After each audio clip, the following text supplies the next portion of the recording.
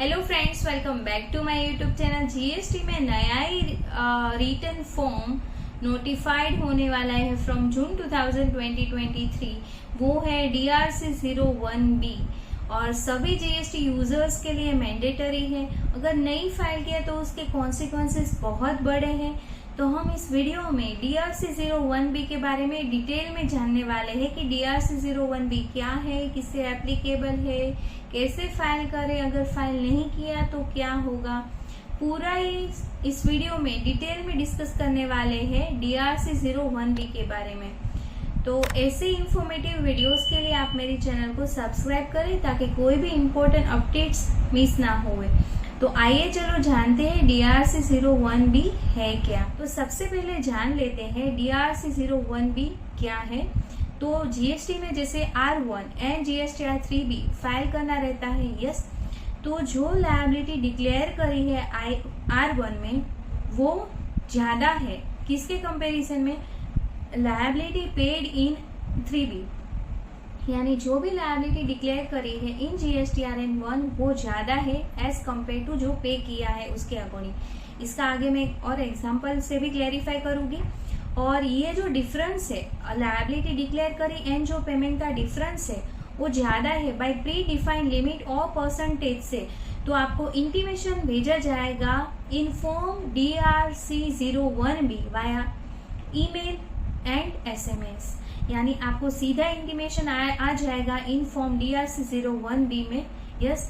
इसका कंपल्सरी आपको with in 7 days में आंसर देना है इन पार्ट बी में, यानी ये जो DRC 01B इश्यू होगा इंटीमेशन वो पार्ट ए में होगा और इसका रिप्लाई कंपल्सरी देना है इन पार्ट बी में विद इन 7 डेज में।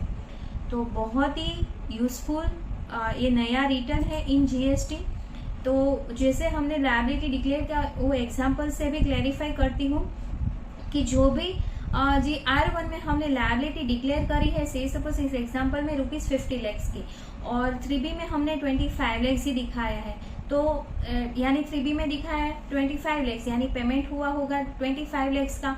तो यहाँ पे 25 लाख का डिफरेंस अराइज हुआ है, इसके लिए आपको इंटीमेशन आएगी इन फॉर्म DRC 01B में एंड आपको कंपल्सरी उसका पार्ट बी में आंसर देना है। ये बहुत ही रिटर्न एक सीरियस टाइप का जीएसटी में रिटर्न है। तो अभी हम कह सकते हैं कि 3B जैसे फाइल करते हैं वैसे ही अगर कुछ डिस्क्रिपेंसीज आपके रिटर्न में आइडेंटिफाई हुई है तो आपको ये DRC 01B पार्ट बी भी फाइल करना जरूरी रहेगा।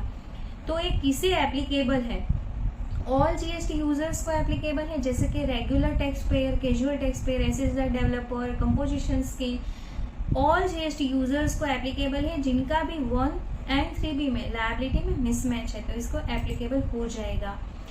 तो सबका क्वेश्चन रहेगा, बहुत सारे क्लाइंट अभी से पूछ रहे हैं कि अगर फाइल नहीं किया तो क्या होगा। यस, अगर फाइल नहीं किया तो क्या होगा, इसकी इम्पैक्ट बहुत ही बड़ी है, यानी कि आपका R1 and IFF subsequent period का आप फाइल नहीं कर पाओगे, यानी आपका GSTR1 ब्लॉक हो जाएगा। से फॉर एग्जांपल जून 2023 से एप्लीकेबल होने वाला है, तो ये जून 2023 में आपका R1 एंड 3B में डिफरेंस है, आपको इंटीमेशन भेजा गया इन फॉर्म DRC 01B में, आपने आंसर नहीं दिया तो आप जुलाई 2023 का GSTR1 IFF फाइल नहीं कर पाओगे, यानी कि यहाँ पे timely filing of DRC 01B part B बहुत ही जरूरी है सभी GST यूजर्स को जिनको ये इंटीमेशन आएगा। तो क्वेश्चन है कि मंथली फाइल करना रहेगा या क्वार्टरली। तो जिनका भी GST क्वार्टरली फाइलर है उनको क्वार्टरली एंड मंथली फाइलर है उसको मंथली फाइल करना पड़ेगा अगर डिफरेंस है तो जैसे हमने आगे देखा कि उनका 1 है वो ब्लॉक हो जाएगा, तो अनब्लॉक कितने समय में कितना समय लगेगा। यस, क्योंकि अगर किसी का डिफरेंस है और R1 ब्लॉक हो गया है तो उसको काफी दिक्कत आएगी। यस, तो अनब्लॉक कितने समय में होगा, तो जैसे ही आप DRC 01B part B file करोगे, यस, आप instantly R1 and IFF file कर पाओगे। तो इतना सिंपल है, बट जस्ट आपको पूरा एक कंप्लाई करना पड़ेगा कि DRC 01B पार्ट बी में विद इन 7 डेज, बहुत ही कम टाइम दिया है टू फाइल फाइल। यस, तो with in short period of time में हमें DRC01B पार्ट बी फाइल करना रहेगा ताकि आप अपना R1 का कंप्लायंस पूरा टाइमली कर पाओ। तो अभी इम्पोर्टेंट क्वेश्चन आ गया है कि इतना एक इम्पोर्टेंट एक फॉर्म है जीएसटी में जो नोटिफाई होने वाला है जून 2023 से, तो उसको कैसे फाइल करें। तो आइए चलो हम देखते हैं स्टेप बाय स्टेप कैसे फाइल करें, कैसे कहाँ पे शो होता है, पूरा इस वीडियो में हम साथ साथ जान लेते हैं। आइए चलो जानते हैं। तो ये फॉर्म है जो DRC01B पार्ट बी में हमें रिप्लाई देना है, जैसे हमने देखा। उसके लिए आपको gst.gov.in पे लॉगिन करना है, यानी आपका जीएसटी यूजर्स लॉगिन करना है। उसमें सर्विस स्टेप पे आना है एंड देन रिटर्न में सीधे आपको रिटर्न कंप्लायंस पे मिल जाएगा। उस पर टिक करने के बाद लायबिलिटी मिसमैच DRC01B आपको ये फेस दिखेगा। इस पे व्यू करने के बाद यस व्यू करा तो आपको सीधा ही 3 फेस दिखेगा कि reference number, return period and status, कौन से महीने का, कौन से ईयर का DRC01B का स्टेटस के साथ यहाँ पे दिखेगा कि उसका आपने कंप्लाई किया है कि नहीं किया है। तो ये पूरा ही दिखेगा। यस, रेफरेंस नंबर आपके पूरे फर्दर फ्यूचर कॉरेस्पॉन्डेंट के लिए काम आ सकता है। तो इस पे सीधा ही आप क्लिक करोगे, आपका सीधा ही DRC01B का part A and part be open हो जाएगा। जैसे हमने आगे देखा कि पार्ट ए में आपको इंटीमेशन भेजा जाएगा, जो भी आपका डिफरेंस अराइज हुआ है उसका इंटीमेशन पार्ट ए में मिलेगा। पार्ट ए में जो इंटीमेशन है उसमें आपका पूरा ही लिखा रहेगा कि R1 में ये लायबिलिटी है, 3B में ये है, आपने डिफरेंस ये हुआ है, तो इसका पूरा ही आपको जस्टिफाइड करना पड़ेगा। तो ये पार्ट ए में इंटीमेशन, अभी आपको कंपल्सरी पार्ट बी में ही आपको इसका आंसर रिप्लाई करना पड़ेगा। इसके लिए पार्ट बी में फर्स्ट नंबर में paid the difference amount through DRC03, यानी आप डायरेक्टली भी DRC03 से पेमेंट कर सकते हो, यहाँ पे एंटर मतलब यहाँ से भी कर सकते हो और सीधा बाहर से भी कर सकते हो। यस, यहाँ पे आप पेमेंट करने के बाद जो आपका ARN नंबर ऑफ DRC03 वो यहाँ पे डालना है। यहाँ पे पूरी डिटेल ऑटो पॉपुलेट आ जाएगी। ARN number, tax period, paid under head, IGST, CGST पूरा ही आ जाएगा यहाँ पे ऑटो पॉपुलेट। एंड सेकेंड जो पार्ट बी का 2 है वो वेरी इंपॉर्टेंट है, क्योंकि यहाँ पे आपको जो भी आपका डिफरेंस आया है उसका रीजन के साथ एक्सप्लेनेशन देना है, जो भी डिफरेंस है। तो यहाँ पे एग्जाम्पल के तौर पे 4 बहुत ही बढ़िया रीजन दिया है जो मोस्टली कवर करता है केसेस को। यहाँ पे है कि excess liability paid in earlier tax period in form GSTR3B, यानी प्रीवियस जो मंथ था उसमें ज्यादा लायबिलिटी पे कर दी थी, लायबिलिटी पेड और लायबिलिटी अभी डिक्लेयर कर रहे हैं, इसीलिए डिफरेंस आ रहा है। और आपको यहाँ पे एक्सप्लेन उसका रीजन भी साथ साथ करना है, कंपल्सरी कुछ भी लिखना है, शॉर्ट एंड स्वीट सा कुछ भी लिखना है, आपका जो भी रीजन है उसके हिसाब से। देन सेकेंड वन है कि R1 and IFF field incorrect details and will be amended in next tax period. मतलब R1 में कुछ अमेंडमेंट था, इसके वजह से डिफरेंस आ रहा है।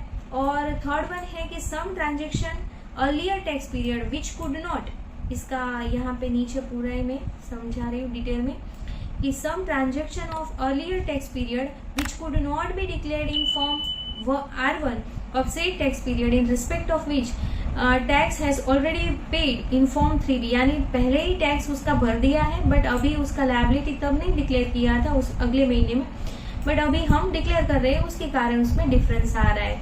ये भी हो सकता है। और ये भी है कि mistake in reporting of advance received and adjusted against invoice, advances received हुआ है और एडजस्टमेंट है, उसके कारण डिफरेंस आ रहा है। और अगर ये 4 में से कोई एक भी रीजन नहीं है, कोई और ही रीजन है आपका, तो यहाँ पे एनी अदर रीजन पे सिलेक्ट करने के बाद आपको यहाँ पे रीजन को एक्सप्लेन करना है। यस, आपको यहाँ पे रीजन को एक्सप्लेन करना है एंड देन सेव करना है, कंटिन्यू करना है। आपको प्रीव्यू भी मिल जाएगा, सेव करना है, डाउनलोड करके आप प्रीव्यू भी कर सकते हो। एंड देन अगेन आपको फाइल GSTR3B पे क्लिक करना है। जैसे ही आप क्लिक करोगे आपको वार्निंग मैसेज जैसे आएगा कि कोई चेंजेस नहीं हो पाएगा। एंड देन आपको EVC एंड DSC से उसको वेरीफाई करना है, जो भी आप इसमें एप्लीकेबल है उसके हिसाब से। यस, वो वेरीफाई करने के बाद आपका पूरा ही फेस फाइलिंग सक्सेसफुल हो जाएगा। तो सिंपल सी प्रोसेस है कि जो पार्ट ए का इंटीमेशन आया है उसका पार्ट बी में आपको रिप्लाई करना है विथ प्रॉपर जस्टिफिकेशन। जो भी डिफरेंस आया है, अगर जैसे हमने रीजन डिस्कस किए उसमें से कोई है तो वो, अगर आपका एक्चुअल पेमेंट है तो आपको DRC 03B में पेमेंट करना रहेगा। अगर पेमेंट नहीं है तो आपको पूरा ही रीजन के साथ जस्टिफिकेशन पूरा ही देना है और compulsory with in period of 7 days में आपको फाइल करना है, ताकि आपका जो GSTR 1 है वो अगले महीने का, उसमें कोई भी दिक्कत ना आए। तो इन एडिशन टू दिस साथ साथ ये भी जान लेते हैं कि जो gst.gov.in पे आप आओगे एंड देन होम पेजेस पे आपको एक एडवाइजरी मिल जाएगी फॉर DRC 01B के लिए। ये जो एडवाइजरी है इसमें स्पेसिफिकली जो हमने बात करी वही लिखा है कि R1 एंड 3B का जो भी डिफरेंस है वो उसका इंटीमेशन आपको भेजा जाएगा। यस, उसका रिप्लाई करना है पार्ट बी में with proper care, okay, with in period of 7 days. तो यहाँ पे इम्पोर्टेंट नोट ये मार्क कर सकते हैं कि आपको आपका R1 एंड 3B पूरा एक्यूरेट डेटा के साथ फाइल करना है। यस, टाइमली फाइल करना है। अगर चलो फाइल भी कर दिया और कोई एरर रह गई है ना, आपको इंटीमेशन भी मिल गया है, तो इंटीमेशन का with in period of 7 days में आपको आंसर कर देना है, ताकि आपका GSTR 1 जो अगले महीने का है उसको कोई भी प्रॉब्लम ना आए। और सबसे इम्पोर्टेंट बात है कि आपका ये जो इंटीमेशन है वो मेल एंड SMS के थ्रू आपको कम्युनिकेट करा जाएगा, तो आपको वो भी टाइमली चेक करते रहना है ताकि कोई भी इंटीमेशन मिस ना होवे एंड आप मतलब कोई भी कंप्लायंस ना कर पाओ, ऐसी कोई सिचुएशन अराइज ना होवे। तो I hope this information is useful. ऐसे इंफॉर्मेटिव वीडियोस के लिए आप मेरी चैनल को सब्सक्राइब करें।